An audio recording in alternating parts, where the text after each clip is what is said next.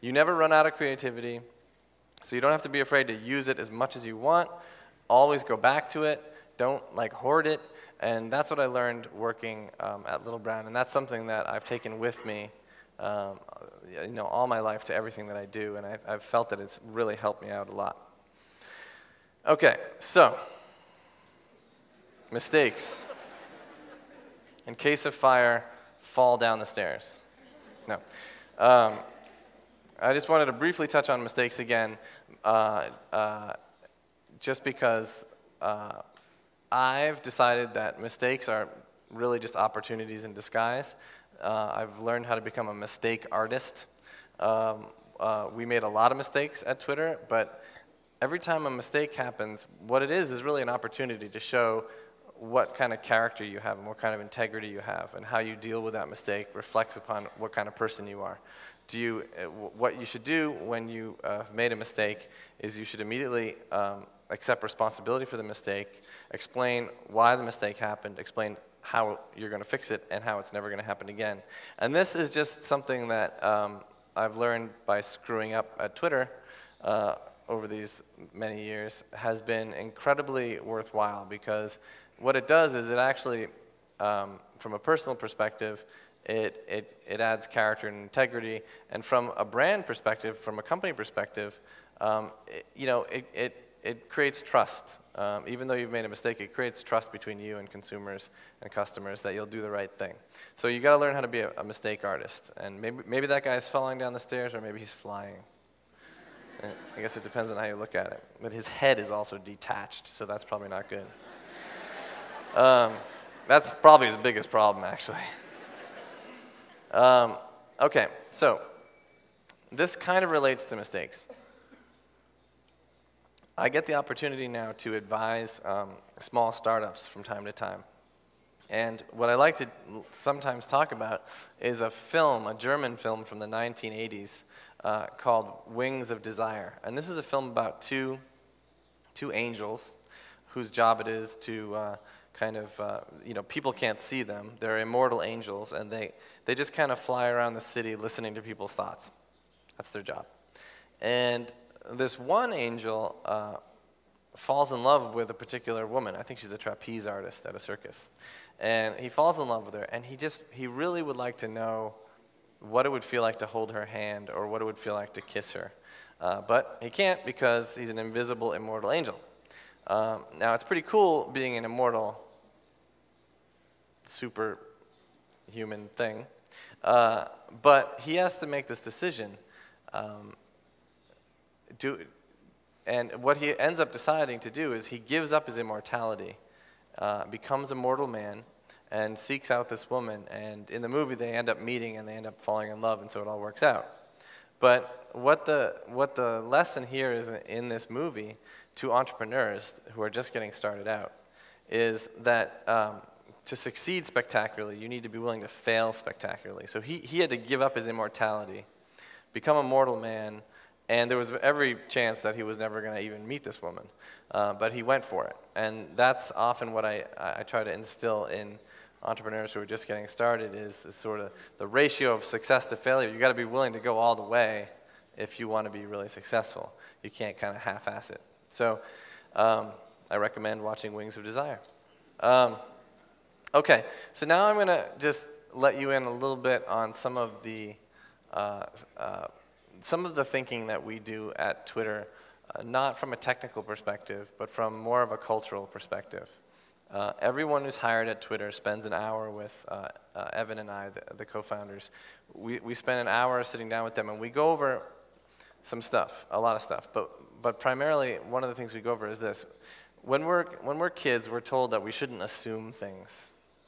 But the fact of the matter is we do assume things. And so if you're going to assume something, we ask new employees to please assume these things.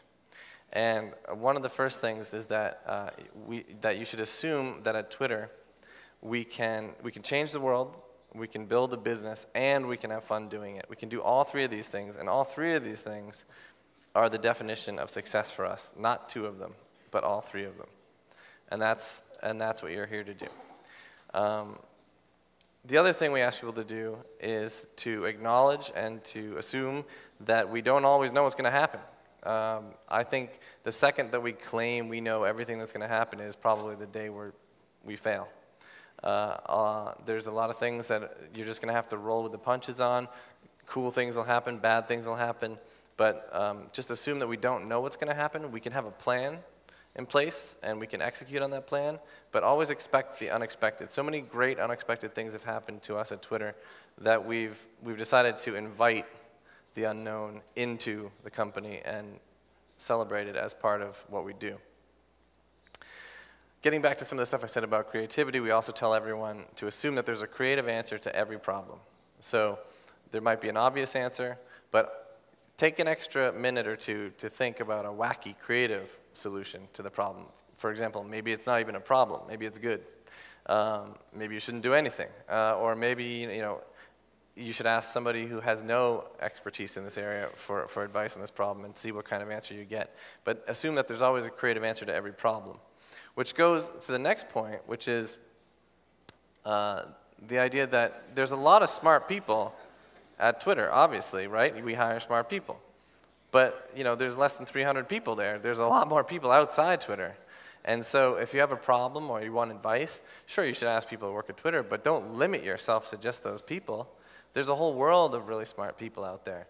And we encourage people to go out and do things and talk to other people, because this also, I think, is kind of at the very nature of creativity. The more varied your experiences are, the more different people you talk to, the less likely you are to be stuck in a linear way of thinking, and the less likely you are to do the same things over and over again, because you will be able to draw upon experiences from discussions with different people to instead of draw a straight line to answer a problem, you draw a somewhat more crooked line, connecting interesting dots to get to where you need to get to, and maybe you come up with a much more ingenious solution that way. So we encourage people to go outside the company and realize that, and this is also kind of speaks to the idea that don't get too full of yourself. Just because we're being successful doesn't mean we're all geniuses here. Like there's other people we should ask things of.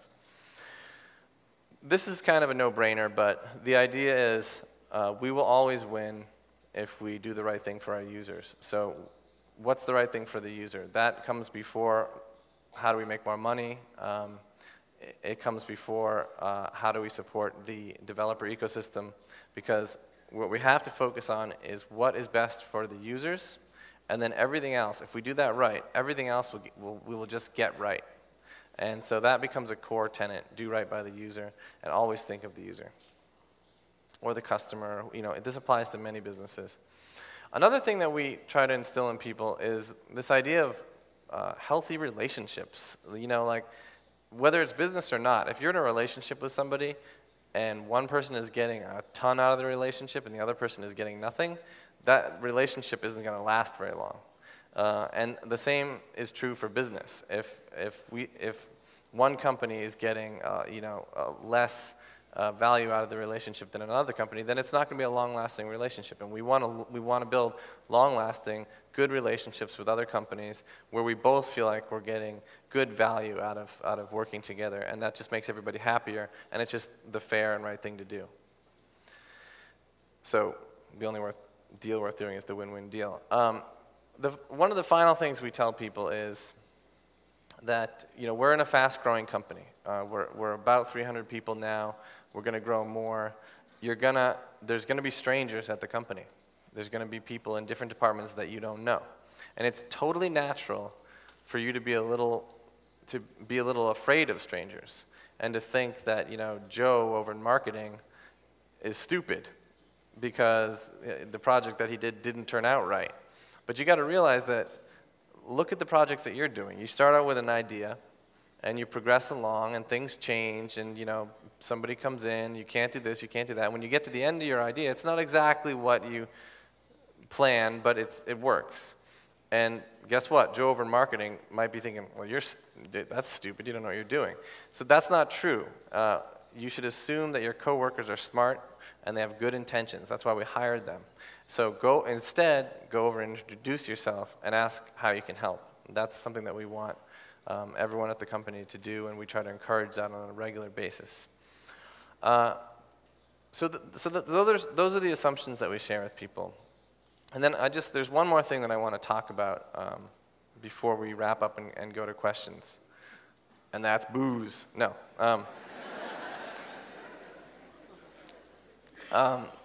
One of the things that I pretty firmly believe is true, and this is especially true for startups.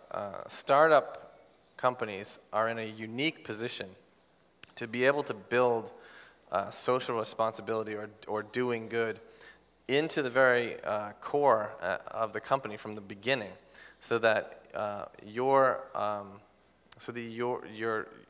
mission to do good scales with the company rather than waiting until you're successful and then giving some money away.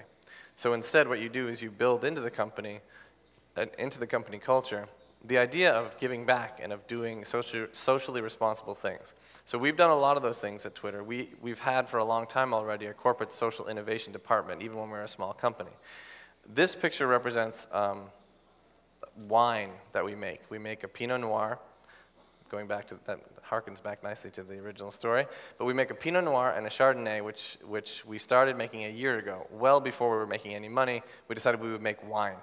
And what this program did is that it's an official partnership with an organization called Room to Read, which builds libraries and schools for kids around the world in developing nations that don't have them.